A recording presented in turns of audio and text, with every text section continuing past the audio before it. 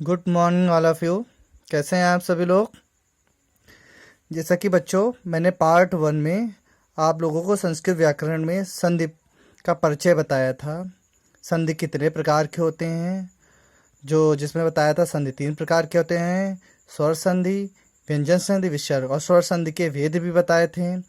ठीक है। गुण संधि, दीर्घ संधि, यड़ संधि, वृद्धि संधि और अयादि संधि, 5 भेद मैंने बताया, जिसमें से एक संधि मैंने पढ़ा दिया था, यड़ संधि।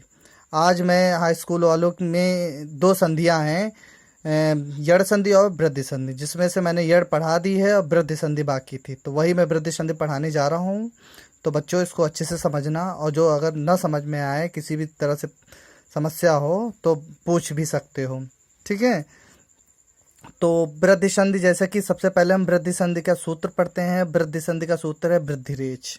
ठीक है। जैसे कि परिभाषा दी हुई है वृद्धि संधि का, देखिए कि जब दिया हुआ है, जब संधि करते समय जब अ या दीर्घ आ के साथ ए या आए हो तो आए बनता है।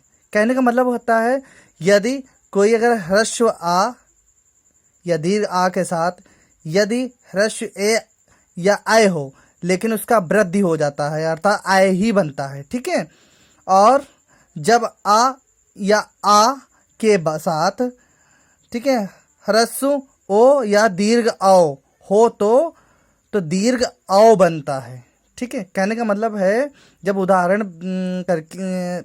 करके दिखाएंगे तब ज़्यादा समझ में आएगा। कहने का मतलब है, जब सब संधि करते समय जब यदि कोई आ या दीर्घ आ के साथ में यदि ए या आए आए तो वहाँ पर आय बन जाता है। या आ के साथ में यदि ओ औ आए तो वहाँ पे औ बन जाता है। जैसे कि मैं पहला उदाहरण लिख रहा हूँ।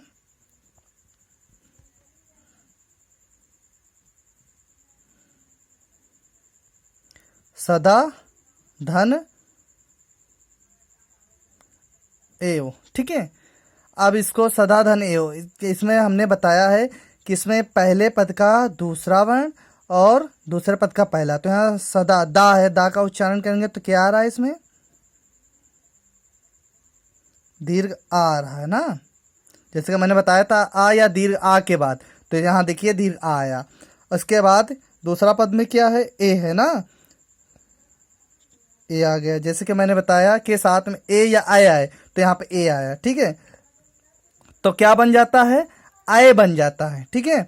तो इन दोनों का उच्चारण करेंगे तो आ जाएगा आय, आय बन गया। समझ में आया, ये आय बनता है। अब इसको जोड़ेंगे तो क्या आ जाएगा, यहाँ पे आपका जो ये सदा है ना, तो सदा, इसमें अब आपका जो ये मात्रा निकल गया, तो यहाँ पे बचा है सिर्फ सद, सद बचा है। तो यहाँ पे सद में आय का मात्रा जोड़ देंगे, यहाँ पे ये आपका इतना बचा, यहाँ पे आय की मात्रा जोड़ देंगे, ये हो जाएगा सद है। और यहाँ पे वाह बचा, यहाँ ये आ गया तो यहाँ पे वाह बचा, तो यहाँ पे ये वाह लिख देंगे तो हो जाएगा सदैव। ठीक है। ये पहला उदाहरण। दूसरा उदाहरण जैसे कि आ जाता है, इसी तरह का है। ठीक है।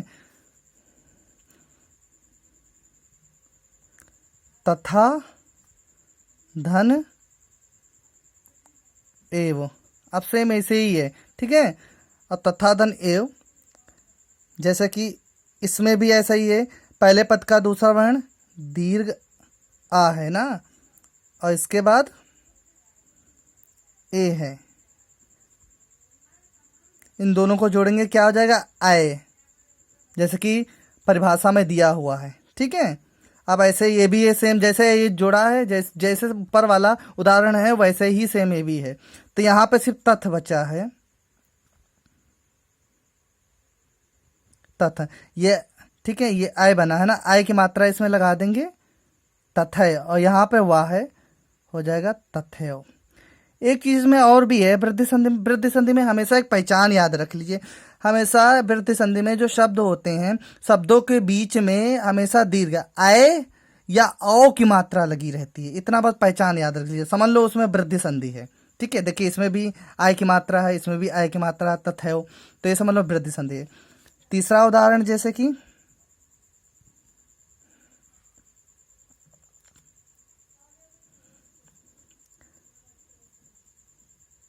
जल धन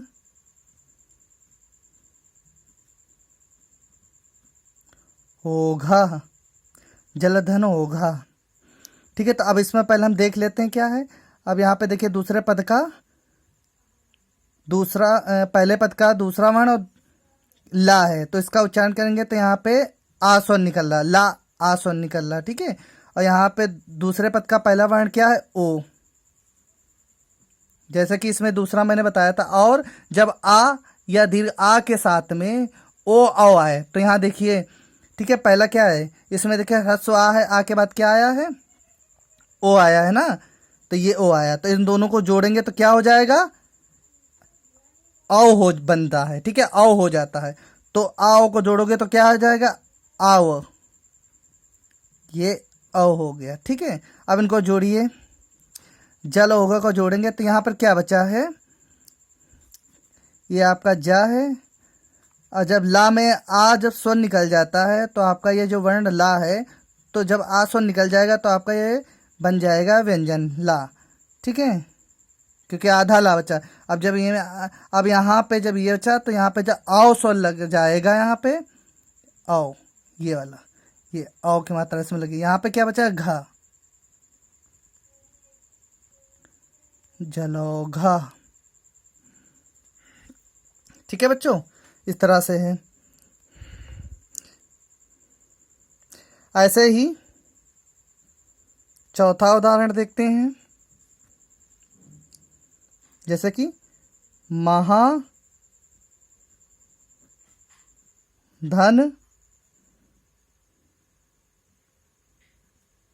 ओजस्वी,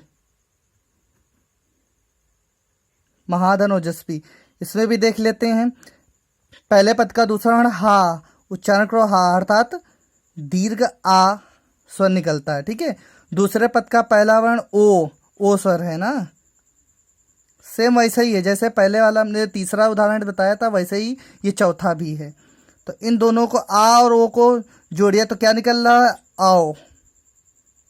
ठीक है, जैसे कि मैंने बताया था आओ बन जाता है, यदि आ या आ के साथ में ओ या आओ आता है तो आओ बन जाता है। ठीक है, ये आओ बन गया। अब इनको जोड़ेंगे, यहाँ पे आपका क्या है, माँ है और हा बचा है, क्योंकि आपका ये आ स्वर निकल गया तो यहाँ हा, वो भी आधा हार था, व्यंजन हा बचा है। क्योंकि देखिए वर्ण हमेशा बनता है, वर्ण बनने के साथ में जब स्वर और व्यंजन दोनों साथ मिलते हैं तब वो वर्ण बन जाता है। अगर स्वर उससे निकल जाते हैं तो फिर व्यंजन हो जाता है। ठीक है, व्यंजन हमेशा हलंत में रहते हैं, है ना, जिसको आधा बोलते हैं, आधा अक्षर। ठीक है, और जब उसमें स्वर मिल जाता है तो वो वर्ण बन जाता है। तो यहाँ पे आपका औ की इसमें मात्रा लगा देंगे, ये वाली औ इसमें जोड़ देंगे। यहाँ पे क्या बचा है आपका, जस्बी बचा है, ये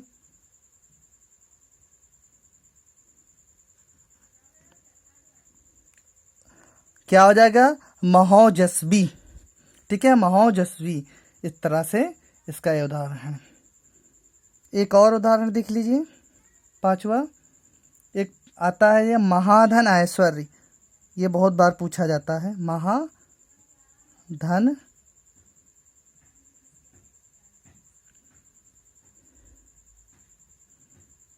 ऐश्वर्य। ठीक है, अब यहाँ पे देखिए क्या है, अब इसमें देखिए पहले पद का दूसरा हा का उच्चारण करेंगे तो क्या दीर्घ आ आता है, और दूसरे पद का आपका ह्रस्व ए आता है। इन दोनों को जोड़ेंगे तो क्या हो जाएगा, आय हो जाएगा। ठीक है, दोनों को तब इनका जोड़ने के लिए अब इनको संधि करिए, महाधन ऐश्वर्य में संधि करेंगे तो क्या हो जाए, यहाँ पे आपका आ निकल गया तो मह बचा है, सिर्फ मह। अब इसमें आय लगा देंगे तो महे हो जाएगा। यहाँ पे कहता है स्वर्य बचा है, महेश्वरी। ठीक है, महेश्वरी। इस तरह आपका वृद्धि संधि हुआ बच्चों। यदि वृद्धि संधि में अगर कुछ न समझ में आया है तो बच्चों कमेंट बॉक्स में, ठीक है, आप पूछ सकते हो, और या ग्रुप पे, ठीक है, ग्रुप पे भी मैसेज करके पूछ सकते हो कि सर ये समझ में नहीं आया, तो मैं आप सभी लोगों का समस्या का समाधान करूँगा। ठीक है बच्चों।